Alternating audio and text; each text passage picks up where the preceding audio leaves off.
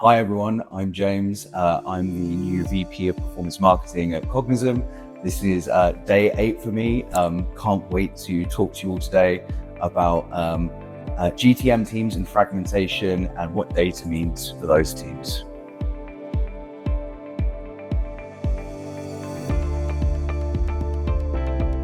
What the real problem is teams working with a different worldview of what the market is. So your marketing team's driving campaigns that aren't what your SDR team are focusing on. Your SDR team's working in isolation.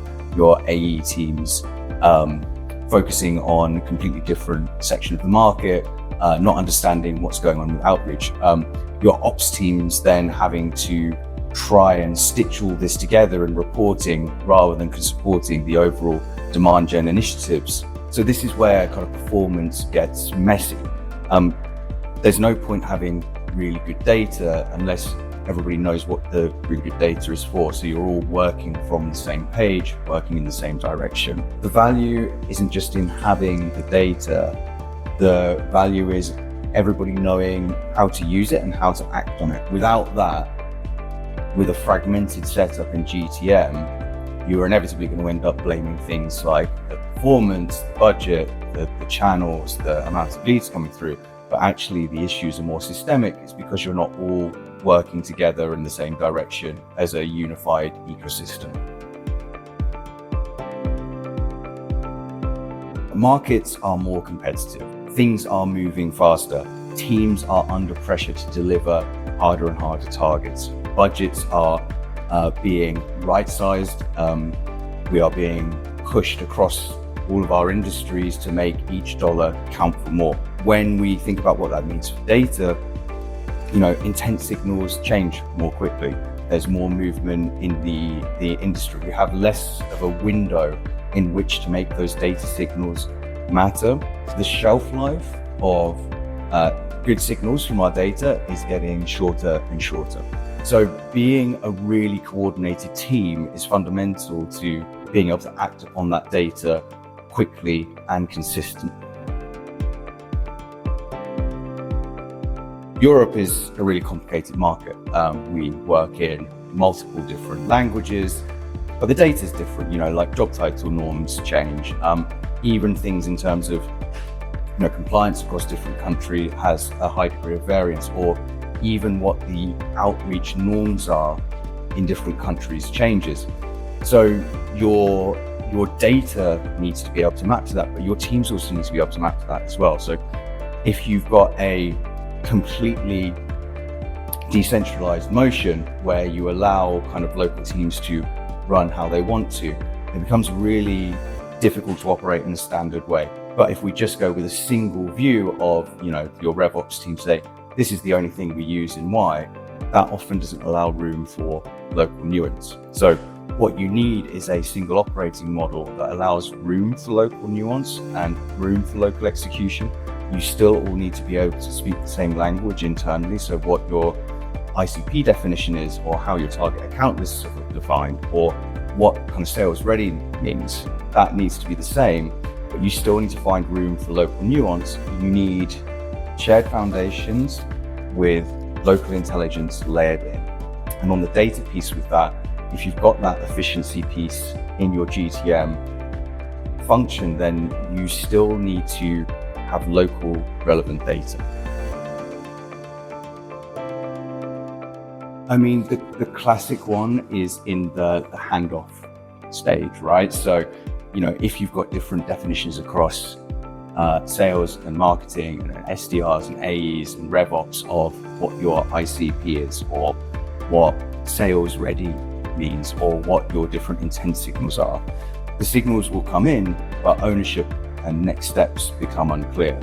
The value of good data is usually lost between the signal and the next action. Data should not just sit in systems, it should help teams decide what to do next.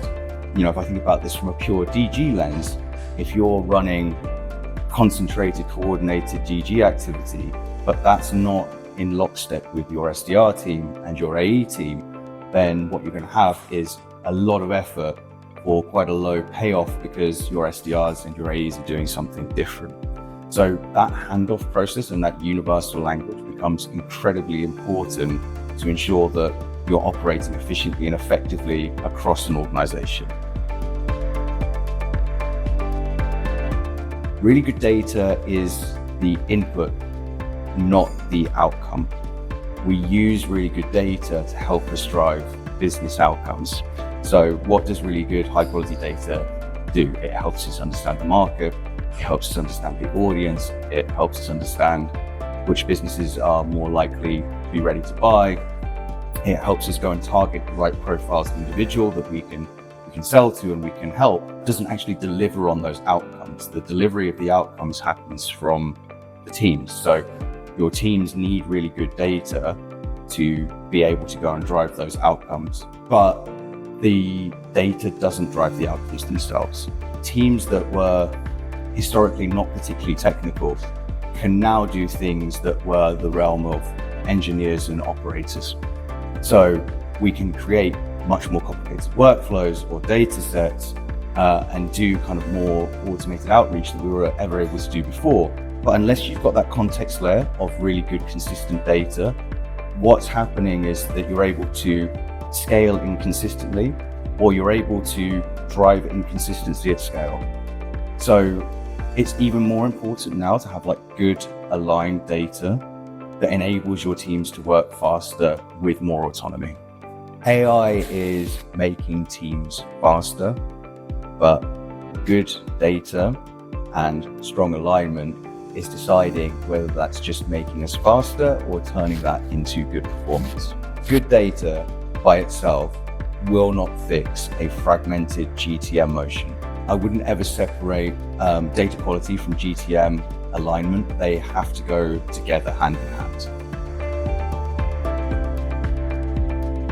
When you get into this high efficiency operating model, everybody is singing from the same hymn sheet. So everybody understands what data we use and why. Everybody understands the ICP and the target account list.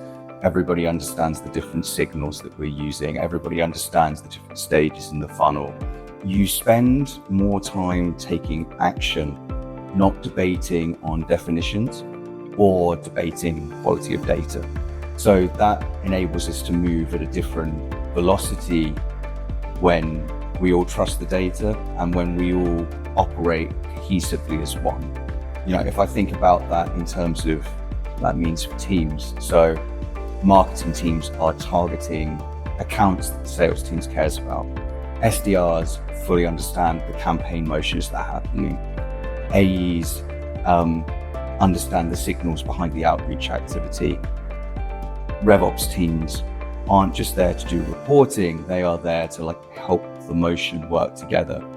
And what you have is expertise in teams compounding together as one, rather than siloed expertise, all pulling in different directions. The goal isn't to have specialist teams. The goal is to have specialists as part of one GTM motion.